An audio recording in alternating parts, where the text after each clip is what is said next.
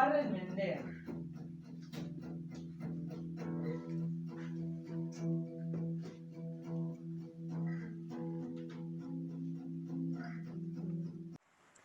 Jan, zuk musika egiten duzu eta obra hontarako pieza bat sortu duzu. Nolakoa da? Musika biziki iluna, pisua, errepikatzen dena beti. Eta horien ustez sartzen dena jendeen buruetan. Ekin diogu adaptazio dramatizatuari eta nola erran, olako zuzendaritza kolegiatua osatu dugu, nerekin batera lanean ere baitira montadura honetan Garaziko eta Oztibarreko herri antzerkietan zailduak diren aktore puska batzuk, eta nik baino aise gehiago dakitenak arte dramatiko ez. Eta beraz, zola denon artean hartzen ditugu erabakiak, ensaioak edo mustrakak egin izan ditugu Zugarramurdin, horko herritar batzuk ere parte hartzen baitute, Oztibarren berean, Garazin, eta oraia egun bakan batzu falta direla estrenaldirako, erraten aldut, esperientzia ikaragarria dela. Saiatu gara irudikarazten publikoari zer izan den Sugarren mende hura, zer izan zen inkisizioaren koerzioa, koakzioa, bortxakeria eta hori guztia.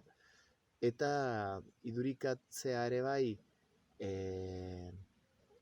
ze ondorio utzi duen eta ze orbanak utzi dituen gure baitan delako Sorgin Ehizaharek. Ze obra da hau? Ze obra hostia da hau? Ze antzerki klase? Antzerki pixka bat, bitxi bat, zenta 17. mendeko historiak aipatzen ditu, Sorgin historiak, eta aski bortizan da, eta ene rola pixka bat iringarria ere, zenta eraiten ditut gauza harrigarri batzu, baina errealki erranak izan direna memento hortan, triste da, baina iringarria hain larriak eta hain handiak dira. Nola ari da pasatzen, ensaio eta haue guztiak? Aski ongi, giro honean, haunitz ikasten nahi dugu, bai, ez dakit, talde artean sortzen nahi diren harremanetaz eta historia beretaz, eta aski ongi, aski gustura. Kepa Altonagak galdetzen zuen, baina Sorgin Ehizaz ez dago dena kontatua ja? Ez, bat ere. Kontatua izan da beti bertsio bera. Eta orai bat bazen garaia kontatzea gure bertsioa. Eta hor, Sugarren mende da egin den lanik egokiena horrendako. Zarautzen jendeak antzerkia ikusi eta ze ideia duzu jendeak, ze ideiarekin joan behar da etxera gero?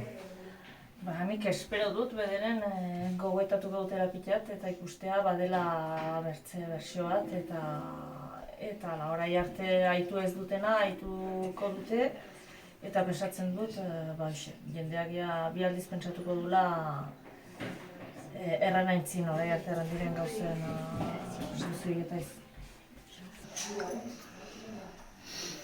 Zergatik antzerki hau? Zergatik ari zara antzerki honetan? Zergatik irakurri dutare liburu hori zinez ene bizian ez nuen sekulan entzuna horako gauzaik izan zenik eskoregian eta hoi nurbil gure etxetik eta zinez ignorentzia totalean bizi nintzen eta hor hainitz ikasi dut liburu hori esker eta liburu horren ingurian aipatu duguraik eskorekin. Eta zinez garai hori ez nuen bate ezagutzen eta zinez gorarik erori niz eta horrean plazerez parte hartzen dut orain proiektuetan eta agian luzaz segituko dugu talde on bat begira eta Eta beti ikasten egira, beti mintzatzen egira gai hortaz, eta nire beti egunero ikasten dut geroztik, eta interesatzen ere, geroztik ere irakurtzen izan horri buruz, eta zinez kontent proiektu honetan parte hartzea. Izugarren bigarren galdera hau, nik uste honekin ja badela, Ire personaia norraiz obra honetan? Nire pertsonaia, niniz Espainiako inkizidore bat, eta zinez nire pertsonaiak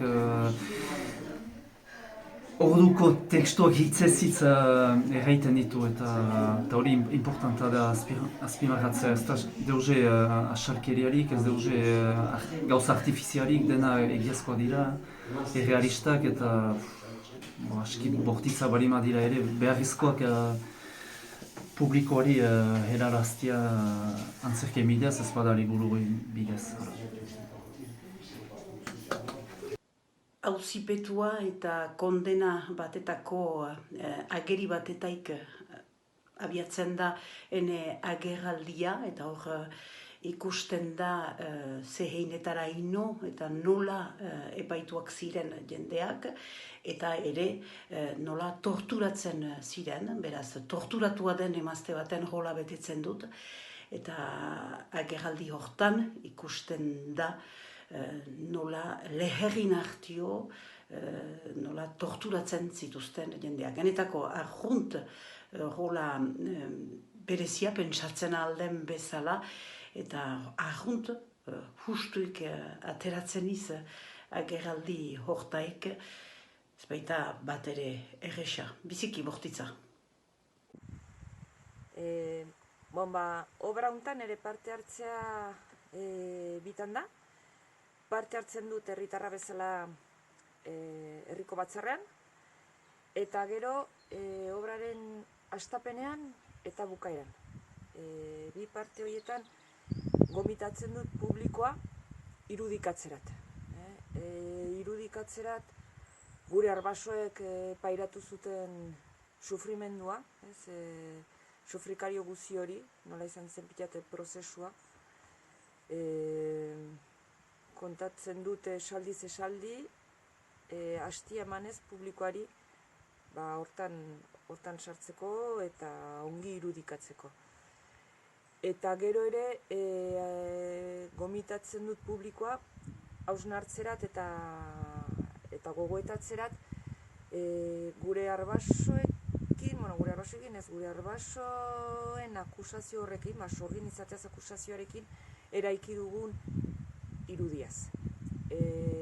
Gaur egun dugun irudia, jada, deitzen ditugu sorginak, ez ziren sorginak, benegukola deitzen ditugu, irudikatzen ditugu emazteki xahar, zurtxu, itxusi, gaizto bezala, edo baita ere, gaur egun sortu dugun mito hori, belagile jator bezala, belarrekin eta hitzen dena, magina bezala, eta bi irudi horiek kalte egiten dute egiari. Eta hori da guk obra honekin nahi duguna, gure egia kontatzea. Figurante baten lana importantea da. Baitez badakoa, behiraz, animaliko saria irabazia dugu, lehen lerrokoak izanaga, ez?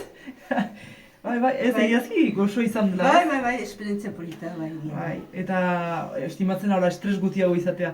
Hora, ikustea bertzak estresatu eta laguntzea estres hortan. Bai. Lasaitzen laguntzea, ez?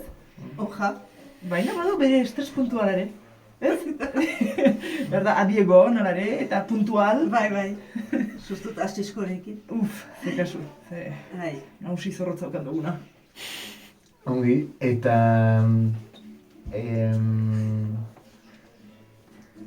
zuei egokitu zaizue lan bat baino gehiago egitea. Personaia, laguntzaile, aurren hartatzaile, ufatzaile, nola eramaten alda hori zuzenekoan?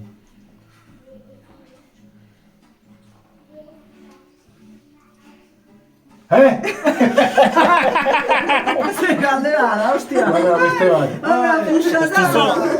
Galdera sakonagoa tu. Ez da posible komplikatua du. Bai. Vale, beste galdera posible bat. Nik maitatu dena da evoluzioa ikustea, ez? Hastapenetik eta ikustea pertsonaiak nola bakotxa, emeki joan den, bai ez, barnatzen joan den, eta ikustea azkenan bakotxak nola sinetsi duen bere pertsonaian, eta sinetsi ere izan dela pertsonaia hori, egiazko historikoa izan dela, eta atera behar hori ez, eta jakinarazte hori desikasteko sinetxazi digutena azken fina. Eta nik hori asko maitatu dut, eta azken ez, errepiketan eta hola, biziki unkigarrek izan dira pertsonaiak nola barnatu, ja letrak ikasiak, eta hori nik maitatu dut biziki hori. Zer rol egiten duzue antzerki honetan? Hastapenan egiten ditugu aurrak dira gitarrak, eta gero gira euskat aur hilak, espirituak edo fantasmak edo da. Antzerki lan honek ze transmititzen du, ze kontatzen du? Leheno gertatu ziren iazko historioak, iazko testuak dira. Ez dira guk gaur egun ikusten duguna da sorgin bat erratza batekin, butain batekin sudurrean eta animaliako xapel batekin, eta gero ikertzen badugu ongi ez da deus ez ikusteko. Kontatu bere pertsonaia, ados? Hale, bota, bakotxa kontatu. Hasieran herritar bat, eta gero espiritu bat izan dena akusatua sorginen dako eta gaizki tratatua. Adibidez, eran herritar bat, eta gero agu bat urkatu dutela. Eta hemen zuek zugarramurdikoak izan eta nola erran, sorginen historia eta hola, zer da importantea da herri honetan? Bai, baina ez da dena egia erraten dutena. Ez erratena sorginak zura handiekin eta egiten zuten erraten dira eta ez da egia. Eta egia zein da egia? Pertsona normalak zirela, ez zuten deus gaizkin eta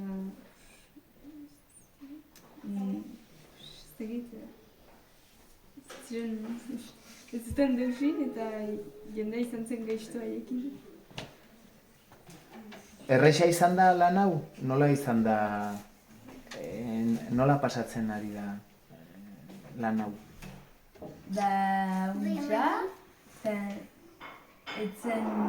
Etzen zaila. Etxa.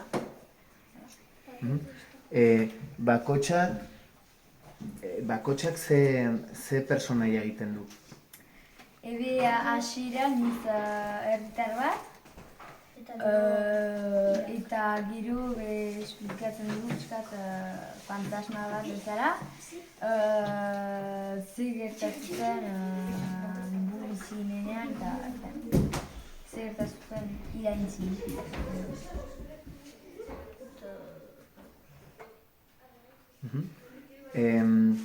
Zuentzako interesgarria da parte hartzea antzerki honetan, zer ari zarete ikasten? Ari gira ikasten, sorginak ez dela existitzen, ez dela existitu, eta emazteak akusatuak izan zirela sorgintzat, ez bazen egia ere.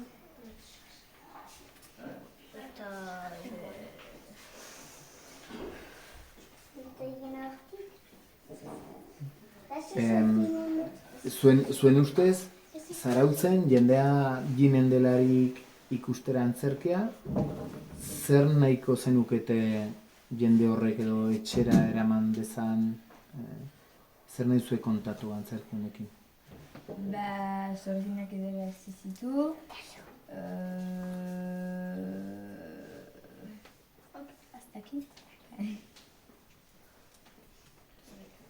Nezu zerbait erran gehiago? Nola pasatzen ari den edola? Olain? Erretxa izan da tekstua ikastea, naiz eta Asiskok behin eta berriz gauza gehitzea? Bai. Untza pastu da? Bai. Bai, erti.